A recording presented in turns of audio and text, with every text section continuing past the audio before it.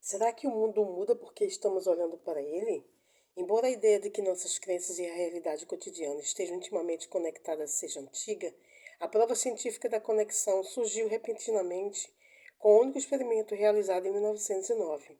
A própria demonstração é simples. O pensamento que levou a ela é visionário. Os resultados são tão profundos e significativos que ainda estamos falando sobre eles hoje. Com toda a probabilidade, até mesmo os cientistas que realizaram agora o famoso experimento da dupla fenda não sabiam exatamente quão profundamente suas descobertas afetariam suas vidas, o mundo inteiro e o futuro de nosso planeta. Como poderiam saber? Eles estavam simplesmente realizando um teste científico explorando o material de que tudo é feito, as partículas quânticas de nosso corpo e do universo. Em seu laboratório na Inglaterra, o físico Geoffrey Ingram Taylor começou sua demonstração enquanto encontrava uma maneira de disparar o material de que os átomos são feitos, as partículas ou quanta, plural de quanto, de luz chamada fótons, de um projetor para um alvo a uma curta distância. Aqui está a chave. Antes que os fótons pudessem atingir o alvo, eles precisavam atravessar uma barreira que tinha duas fendas. Assim como a água pode atravessar os muitos orifícios em uma rede protetora de janela quando descongela do estado sólido para o líquido, o experimento de Taylor mostrou que os fótons faziam algo muito semelhante. Para a perplexidade dos cientistas, os fótons mudavam na forma de partícula ou em forma particulada, que poderia passar através de uma abertura, por vez no anteparo, a fenda única, para a forma da onda ou forma ondulatória, que poderia atravessar muitas fendas no anteparo, na verdade, uma dupla fenda. A razão pela qual isso é tão surpreendente é o fato de que não há, na física clássica, absolutamente nada capaz de explicar como o material de que tudo é feito é capaz de mudar a própria natureza de sua existência. Para explicar o que eles descobriram, um novo tipo de física teve de ser imaginado, a física quântica. As duas perguntas que Taylor e os cientistas precisaram fazer foram: como as partículas sabiam que havia mais de uma fenda no anteparo? O que causou a transformação das partículas em ondas para se acomodarem à situação? Para responder a essas perguntas, tinham ainda de responder a uma outra, mais reveladora. Quem tinha conhecimento de que havia mais de uma fenda no anteparo? A resposta é óbvia. Apenas as pessoas presentes na sala estavam cientes das condições precisas do experimento. Os cientistas. A implicação dessa resposta é o lugar onde nossas ideias de realidade são testadas. O conhecimento dos cientistas poderia ter um efeito sobre o experimento? Seria possível que a consciência dos observadores do laboratório, a crença e a expectativa de que as partículas se comportariam de uma maneira ou de outra tivesse de algum modo se tornado parte do próprio experimento? E em caso afirmativo, o que isso significa para nós? Se as crenças dos cientistas afetassem os fótons no experimento, então será que as nossas crenças não fariam o mesmo na vida cotidiana? Essa possibilidade abriu a porta para algo que era quase impensável na época, e as implicações ficaram pessoais muito rapidamente. Na linguagem da ciência, elas sugerem precisamente aquilo que nossas tradições espirituais mais antigas e estimadas afirmam estar no ponto crucial de nossa existência. A qualidade de nossas crenças e expectativas tem um efeito direto e poderoso sobre o que acontece em nossa vida cotidiana. Código de Crença 26. Em 1998, cientistas confirmaram que para influenciar fótons basta observá-los e descobriram que quanto mais intensa for a observação, maior será a influência do observador sobre a maneira como essas partículas se comportam. Quase 90 anos depois de ter abalado pela primeira vez os fundamentos da física clássica, o experimento da dupla fenda foi repetido. Dessa vez, no entanto, os cientistas dispunham de uma tecnologia melhor e de equipamentos mais sensíveis. Em um relatório publicado em 1998, intitulado Quantum Theory Demonstrated, Observação afeta realidade, a teoria quântica demonstrada, a observação afeta a realidade, o Instituto de Ciência Weizmann de Israel confirmou os experimentos originais de 1909, enquanto anunciava uma descoberta adicional que removeu qualquer dúvida a respeito do que as descobertas estavam demonstrando.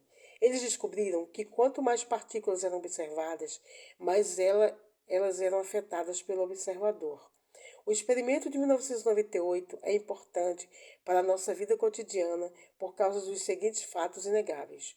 Nosso corpo e o mundo são feitos do mesmo estofo quântico, que sofreu mudança nos experimentos quando foi observado. Somos todos observadores. Isso significa que a maneira como vemos o mundo e o que acreditamos sobre o que vemos não podem mais ser descartados ou apagados com borracha, como se não tivessem consequência. Na verdade, os experimentos sugerem que a própria consciência é aquilo de que todo o universo é feito e pode ser o elo perdido em teorias que unificariam a física clássica e a quântica.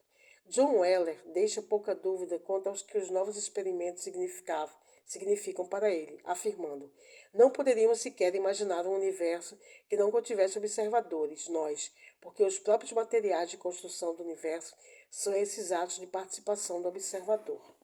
A partir de nossa busca das menores partículas de matéria que nos permitam responder ao nosso empenho em definir os limites do universo, a relação entre a observação e a realidade sugere que talvez nunca encontremos esses limites. Não importa o quão profundamente perscrutamos o mundo quântico do átomo ou quão remotamente penetramos na vastidão do espaço profundo. O ato de olharmos com a expectativa de que algo exista pode ser precisamente o que cria algum fato para nós vermos. Nesse caso, a regra principal que descreve como nossa realidade funciona já pode ter sido revelada no experimento de 1909, diz Taylor. A regra principal da realidade. Durante uma conversa que teve com sua aluna Esther Salaman, por volta de 1920, Albert Einstein revelou a linha de fundo em relação à sua curiosidade sobre Deus como uma força criadora no universo. Eu quero saber como Deus criou este mundo, ele começou. Não estou interessado neste ou naquele fenômeno, no espectro deste ou daquele elemento. Quero conhecer seus pensamentos, de Deus. O resto são detalhes. Em muitos aspectos, nossa busca pelas regras que descrevem como a realidade funciona se parecem com a linha de fundo de Einstein. Embora possamos procurar sutilezas aqui e ali, e embora elas sejam úteis quando as encontramos, o que realmente estamos procurando é a chave que nos abre para o conhecimento de como este mundo funciona. Queremos saber como e por que as coisas acontecem. Todo o resto equivale aos detalhes de Einstein.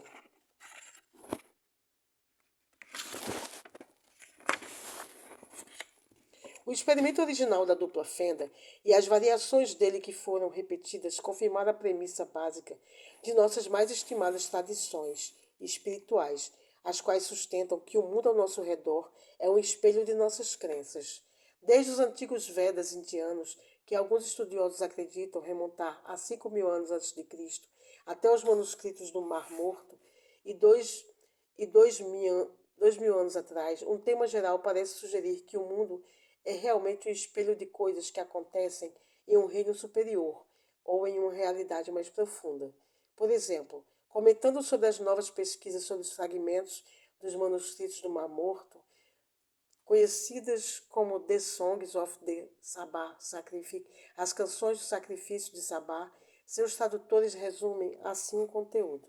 O que acontece na Terra é apenas um pálido reflexo dessa realidade maior e suprema. A implicação desses dois textos antigos e da teoria quântica é a de que, nos mundos invisíveis, criamos a planta para os relacionamentos, carreiras, sucessos e fracassos do mundo visível. Com base nessa perspectiva, nossa realidade funciona como uma grande tela cósmica que nos permite ver a energia não física de nossas emoções e crenças, isto é, de nosso rancor, ódio e raiva, bem como a do nosso amor, compaixão e compreensão, projetada no meio ou sustentáculo físico da vida. Talvez seja por isso que se diga que nós mantemos conosco a força mais poderosa no cosmos desde o momento do nosso nascimento, e essa é o acesso direto ao universo. O que poderia ser mais empoderador do que a capacidade para mudar o mundo e a nossa vida simplesmente alterando o que nós acreditamos em nosso coração e em nossa mente? Esse poder soa como material o estofo de que são feitos contos de fadas. Talvez seja precisamente por isso que somos tão atraídos por essas fantasias. Elas despertam a memória que dorme dentro de nós e que revela nosso poder no mundo e nossa capacidade para fazer da realidade o céu ou o inferno que escolhermos. Se você tiver alguma dúvida a respeito do quanto esse poder é real em nossa vida, não precisamos ir além dos históricos de caso do efeito placebo no capítulo 2, o milagre de Amanda Denison, caminhando sobre o fogo no começo deste capítulo, ou o relato da vida real de uma mulher pesando um pouco mais de 45 quilos e levantando um carro que pesava no mínimo 20 vezes mais que o peso do seu corpo. Na mente subconsciente daqueles que experimentaram o placebo e realizaram as façanhas miraculosas, e na mente consciente de Amanda Denison, nos é mostrado o poder de nossa capacidade para definir nossos próprios limites da realidade. Em cada exemplo, há uma correlação direta entre o que a pessoa acreditou, como ela se sentiu a respeito de suas crenças e o que realmente aconteceu no mundo. Embora possamos não compreender totalmente por que esses efeitos funcionam como fazem, pelo menos precisamos dizer que existe um. A correlação inconfundível que nos leva à regra principal de nossa realidade é simplesmente esta. Precisamos nos tornar em nossa vida o que escolhemos experimentar em nosso mundo. Uma vez que conhecemos essa regra principal, os ensinamentos espirituais do passado subitamente adquirem um significado ainda mais profundo e mais rico. Para mim, pessoalmente, encontro-me em um lugar de reverência, respeito e gratidão ainda maiores do que o fizeram aqueles que no passado dedicaram o melhor de si para preservar esse segredo. Nas palavras de sua época, sem as palavras, os termos e os experimentos de alta tecnologia que comprovam que nossa mente do século XX exige hoje, os mestres do nosso passado compartilharam o segredo quântico da maior força do universo. E como vimos no fragmento do manuscrito do Mar Morto, citado anteriormente, eles fizeram isso na presença daqueles que ainda acreditavam que uma tempestade era o sinal de deuses zangados. Código da Crença 27. A regra principal da realidade é esta: precisamos nos tornar em nossa vida o que escolhemos experimentar no mundo. Sabendo que nós devemos nos tornar em nossa vida as próprias coisas que escolhemos experimentar em nosso mundo, os mestres agentes de cura, místicos e santos da história demonstraram e promoveram a regra principal em seus milagres e curas. Embora muitos daqueles que foram testemunhas diretas confundiram as manifestações com um sinal de especialidade e entregaram seu poder a quem os estava promovendo, outros reconheceram a dádiva que eles forneceram e transmitiram o segredo para gerações futuras. Eles sabiam que devemos dar ao material de que a realidade é feita algo para trabalhar a fim de que ela possa realizar um milagre. Faz perfeito sentido. Se esperamos que a realidade, ou Deus, a matriz, o Espírito, o universo, responda às nossas preces, então precisamos nos tornar em nossa vida o gabarito para o que estamos pedindo aos átomos da realidade para se formarem. Precisamos dar à matriz algo com que trabalhar. Quando casamos a regra principal com ações que permitem que ela nos sirva, algo poderoso e lindo acontece. E é esse algo que faz a vida valer efetivamente a pena. Vivendo da resposta. Há uma diferença sutil, mas poderosa, em trabalhar para obter um resultado e pensar e sentir a partir dele. Quando trabalhamos em direção a algo, embarcamos em uma jornada sem fim. Embora possamos identificar marcos quilométricos e definir metas para nos aproximar de nossa realização, em nossa mente estamos sempre em nosso caminho para o objetivo, em vez de na experiência de realizá-lo. Os estudos que concluem que a observação afeta a realidade demonstram duas chaves para traduzir as possibilidades de nossa mente na realidade do nosso mundo. 1. Além de qualquer dúvida, a realidade muda na presença de nosso foco. 2. Quanto mais nos concentramos, maior é a mudança. Essas observações científicas confirmam os princípios que os grandes professores do nosso passado compartilharam com seus ouvintes ou leitores em linguagem não científica. E é por isso que a advertência de Neville Goddard que devemos entrar na imagem, no desejo do nosso coração, do nosso sonho, do nosso objetivo ou da nossa oração respondida, e pensar com base nisso é tão poderosa. Quando colocamos nosso foco no que nossa vida seria parecida se nossos sonhos já estivessem realizados, o que nós estamos realmente fazendo é criar dentro de nós as condições que permitem ao nosso sonho realizado nos circundar. Vamos agora dar uma olhada no trabalho atual de Neville Goddard. Talvez a melhor maneira de ilustrar uma verdade tão bela, intensa, profunda, seja por meio de um exemplo. Embora o filósofo do século XX, conhecido em vida apenas como Neville, tenha compartilhado de muitas histórias de casos que descrevem o milagre de viver a partir de um resultado, para mim a história seguinte tem sido uma das mais poderosas por causa de sua simplicidade, clareza e inocência. A história começa com Neville explicando o poder da imaginação e da crença para uma mulher de negócios que veio procurá-lo para obter conselhos em Nova York.